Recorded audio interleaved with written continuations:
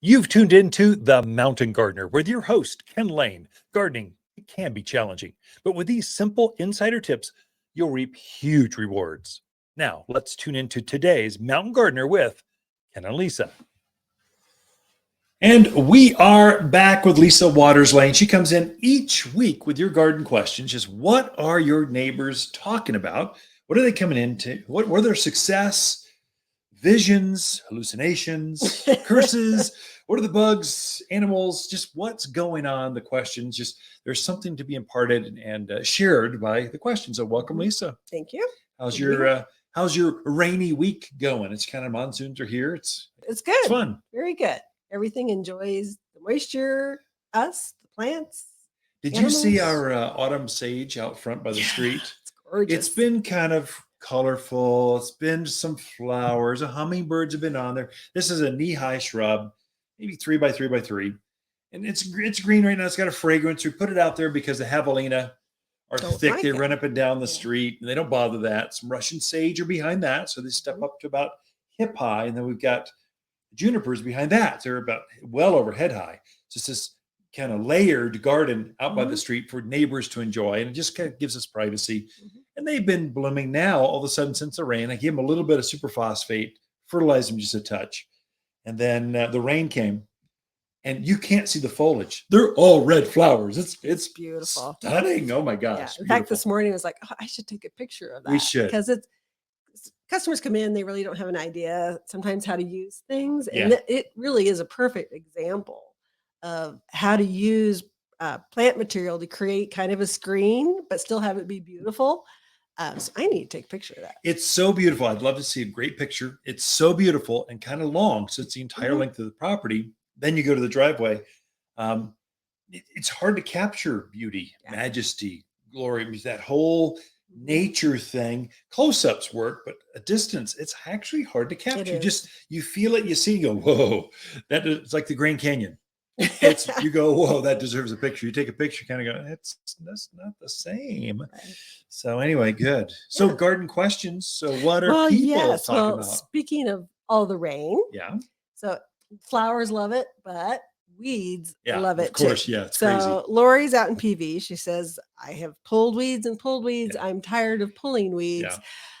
Now, what do I do? What else can I do to take care of the weed situation? Yeah. So, once the weeds are up, there's nothing you can do except weed. So you got to pull them or spray them or do something. You got to hoe them. You got to do something. Right. And they'll just keep multiplying. So you want to catch those things early. So bindweed is this wild growing morning glory. It grows up fences and it's cute. It looks good.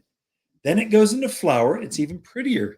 Then the flowers turn into, each flower has 20 seeds and it spews them all over the yard and it compounds the problems. You can catch them now because they haven't gone to flower and seed yet. So you can keep them from spreading, and it comes back by seed every year. These are true annual flowers. So they only come back by the seed. So if you can keep them from seeding, you're good. Same thing with the nut sedge. There's a real pretty grass, really big, wide blade to it, and it hasn't gone to seed yet. It will here shortly. Usually in August it goes into seed. Has this pretty little spiky top to it. It's kind of cute, but then each flower turns into 1,000 seeds. It's some crazy number, and it just spews out all over the yard. So you want to get on those. What we've been doing here at the garden center, what we've been doing at our house, we're Ken and Lisa Lane. We're just friends, we're neighbors, we're talking with them. This is working for us. I think it'll work for you, even in Prescott Valley. We've been spraying Decimate. Decimate is it's like a kinder, better Roundup. Doesn't cause the cancer stuff that Roundup does. It's more effective than Roundup is here in this higher elevation. When it's real cool at night, Roundup doesn't work very well. It needs hot, warm. It needs desert. So Decimate, just like it sounds, is a liquid. You put it up in your pump up sprayer. Here's the insider tip. I spray some herbicide enhancer. It's a wetting agent. It's a surfactant. So you mix your Decimate into your 1 gallon sprayer. You add some enhancer to it, and it will get that stuff to stick and kill twice as fast as any other weed killer out there. It really is a game changer for things like nutsedge. It's got a real waxy leaf to it. So things you spray it tends to roll off and kind of beat up at the base.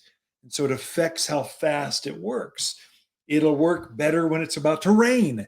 So you get it on there, it'll stick and dry and kind of adhere to weeds better. And you'll get a better kill rate. Even if the rain comes 30 minutes later, it'll still kill it. So use Decimate, use herbicidal enhancer, or do the back-breaking work of hoeing, weeding. What I would really do is, once you get ahead of it, put some weed and grass stopper down. Don't let the weeds get started. That's how you ultimately get it. That's like a granular. You spread it over the rock lawn, down the pathways, in between the roses. It does not affect any plants that are already growing. It only affects the seed that come up out in the garden. So I would really recommend that, especially Prescott Valley. Yeah. Oh, I got that wind out there. It just grows and grows and grows. You get it weeded, and then more weeds blow right back in. Yeah. So that's probably the long-term solution, weed and grass stopper. And now put it down, pray for rain. It's the perfect time to put this stuff down. Right. Right. It does save you a lot of work in the long run. Game changer. So back to the Decimate, just so people know, it is not a soil sterilant. No. So it's not going to harm that soil. You can get rid of your weeds and then go back and plant back in there if you want. It's not going to move to your ornamental trees and shrubs and cause damage that way either. I also, if I can mention too, I had a neighbor just here at the garden center. He cut down some elm trees. He's really worried. He's an engineer. He's overthinking everything. He goes, Ken, I know you said brush and stump killer. You put that on top of where that cut was for these elms. It's starting to sucker. I'm really worried about it crossing over and the roots jumping over to the other trees and affecting them. Or will it get the soil? Listen, you're way over. Just drill a couple holes in that trunk.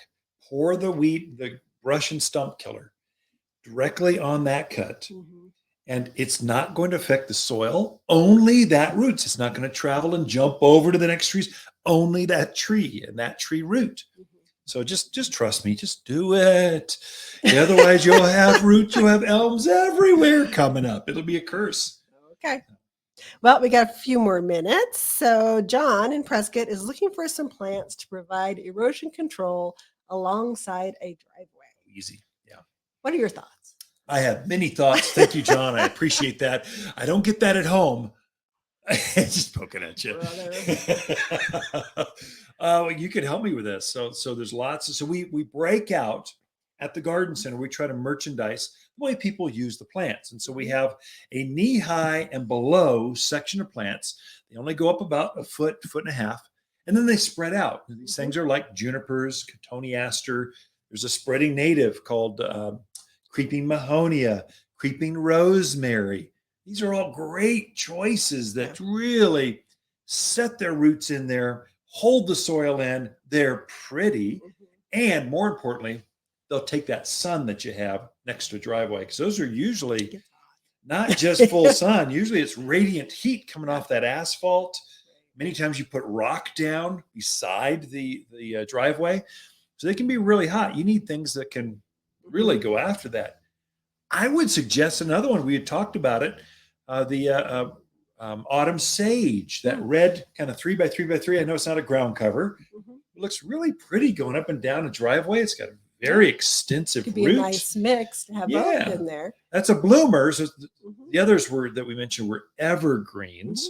So there's a way to blend the two things together to have kind of a garden. The most common, of course, the most famous that the East Coast has made for this is boxwood.